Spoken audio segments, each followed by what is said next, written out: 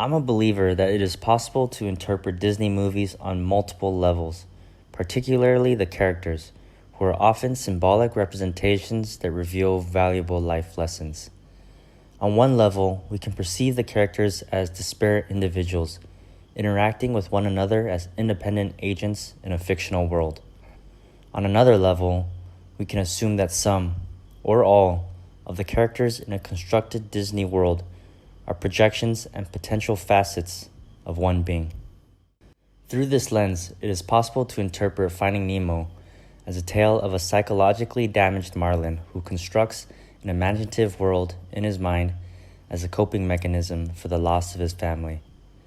Marlin thus invents Nemo, along with any or possibly all of the other characters in the film, and their ensuing adventure as a manifestation of his grieving process.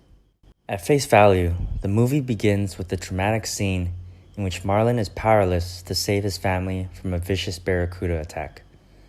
The only purported survivors are himself and a damaged egg, Nemo, upon whom Marlin projects his insecurity and paralyzing fear of loss through his overprotectiveness.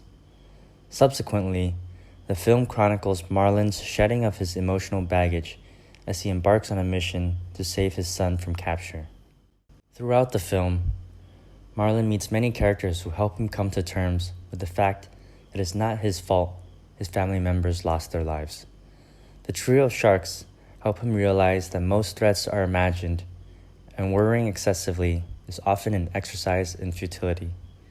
The sea turtles help Marlin understand that the purpose of life is not to control what happens to us, but rather to choose higher-level reactions to what happens to us. Dory serves as a particularly interesting companion due to her short-term memory. By interacting with someone who can only live moment to moment, Marlin slowly begins to recognize that he has held on to his perceived failures for far too long. When the film concludes, Marlin sends Nemo off to school without any real hesitation and encourages him to have an adventure. It is an apt description of Marlin's growth and as poignant an ending for this troubled father as one could hope. This angle of analysis intrigues me because it reveals the subconscious tension that occurs in the magical, magnificent world that exists within each of us. Just as Disney characters are possibly more complicated than we realize, we too contain more intricacies than most have the capacity or desire to explore.